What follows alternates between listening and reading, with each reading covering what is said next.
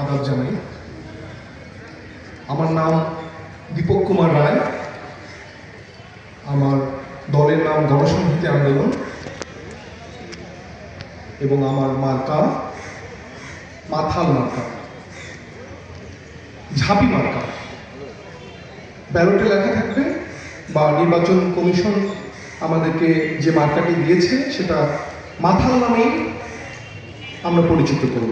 হয়েছে যমুনার ওদিকে কিংবা ব্রহ্মপুত্রের ওদিকে এটাকে মাথায় সেটাই বলে। আর যেহেতু যমুনার ওদিকের প্রভাবটাই বাংলাদেশ রাষ্ট্রের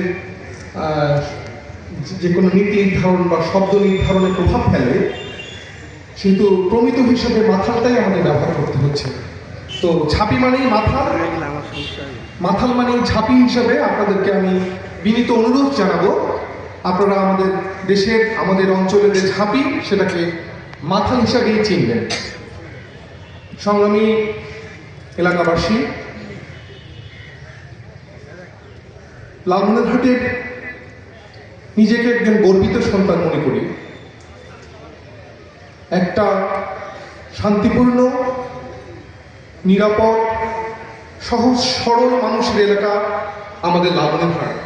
সেই এলাকায় জন্মেছি জন্যই লাল লাল বিল্ডিং, সবুজ সতেজ, চারপাশে স্নিগ্ধ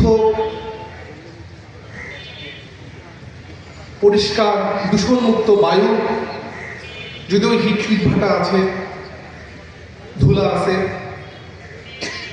রেলের লাল লাল বিল্ডিংয়ের সমারোহে আমাদের শহর, সেই শহরে জন্মেছি জন্যই নিজেকে গর্বিত মনে করি।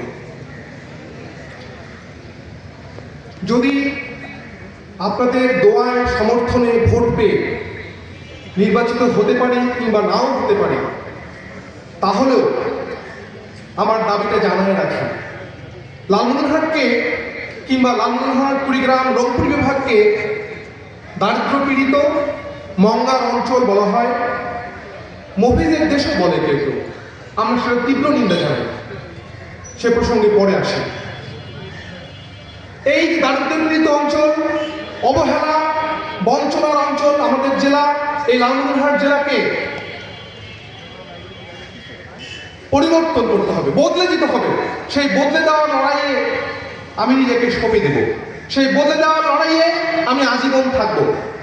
সেই জন্যই আমার প্রধান এবং অন্যতম দাবি হচ্ছে এই অঞ্চলের জন্য একটা আঞ্চলিক কমিশন গঠন করতে হবে। যেহেতু রংপুর বিভাগ সবসময় অবহেলিত, রংপুর বিভাগকে বাজেট বরাদ্দ দেওয়া হয় অত্যন্ত কম, আর লালমনিরহাট অঞ্চলকে, লালমনিরহাট জেলাকে আরো কম। তাহলে এই লালমনিরহাট জেলাকে যদি কেন্দ্র থেকে কিংবা ঢাকা থেকে যদি বাজেট আমরা নিয়ে আসতে চাই, তাহলে আমাদের ন্যায্য হিস্সাটা ঠিক করতে হবে। আমাদের মধ্যে যেই নির্বাচিত হবে তার প্রথম দাবি হওয়া উচিত, আমরা বাজেট থেকে ন্যায্য হিস্সা আদায় করেই ছাড়বো। কোনো ধরনের মানে যেটাকে বলে যে আমাদেরকে এটা বুঝ দেওয়া সেটা বুঝ দেওয়া, এটা চলবে না। এই জন্য আমাদের একটা আঞ্চলিক কমিশন গঠনের আহ্বান আমি জানিয়ে রাখছি। এই আঞ্চলিক কমিশন গঠন করতে হবে। দেখেন, এরকম জার্মানিতেও আছে, আমেরিকার মার্কিন যুক্তরাষ্ট্র আছে। যে সমস্ত স্টেট তাদের দুর্বল, তারা সেখানে বিশেষ বরাদ্দ দেয়। তাহলে আমরা যে পিছিয়ে আছি, আমরা পিছিয়ে আছি অনেকভাবে। কর্মসংস্থান নাই, শিল্পায়ন নাই, এখানে হাসপাতালগুলো দুর্বল, এখানে বিশ্ববিদ্যালয় নাই, এখানে বিমান বন্দরটা চালু হয়নি, পরিত্যক্ত অবস্থায় আছে। এখানে তরুণরা, খুবই দুঃখজনক, এখানকার তরুণরা আমরা ঝিমাতে দেখি, এখানে মাদক ব্যবসা চলে এখানে। ফলে আঞ্চলিক কমিশন গঠন করতে হবে। আঞ্চলিক কমিশন গঠন করতে পারলে এই কমিশনের মধ্য দিয়ে আমরা, এই যে আমরা সীমান্তবর্তী জেলা হওয়ার কারণে আমাদের অনেক ধরনের চ্যালেঞ্জের মধ্যে আমরা আছি। এখানে সীমান্তে গুলি চলে, ফলে আমাদের সেই গুলি বন্ধের দাবি আমরা করবো লালমনিরহাট জেলা থেকে। আমাদের হাসপাতালে সকলে আমি গিয়েছিলাম, হাসপাতালের অবস্থা ভালো নয়, আপনারা জানেন।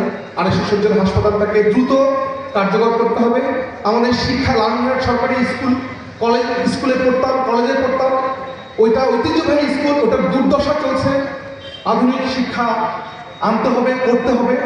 তো এই হচ্ছে ব্যবস্থা। যদি আমরা আঞ্চলিক কমিশন গঠন করতে পারি তাহলে আমার ধারণা আমরা এগিয়ে যাবো। লালমনিরহাট বাসী অনেক দিনের 12 দফা আমরা সবাই জানি, সেই উন্নয়নের 12 দফা এখানে সমস্ত স্তর থেকে দেওয়া হয়েছে, সেটার সাথে আমি একমত। এবং এখানে অনেক প্রার্থী উন্নয়নের বিভিন্ন কথা বলেছেন, সেটার সাথে আমি একমত। সকলকে আমাদের দল গণসংহতি আন্দোলন এবং আমার মার্কা মাথাল মার্কার পক্ষ থেকে শুভেচ্ছা জানিয়ে, তার জন্য দোয়া চেয়ে, আপনারা যাদের খুশি যেখানে খুশি নিজের পছন্দ মতো প্রার্থীকে ভোট দেবেন সেই আহ্বান রেখে ধন্যবাদ জানিয়ে শেষ করছি।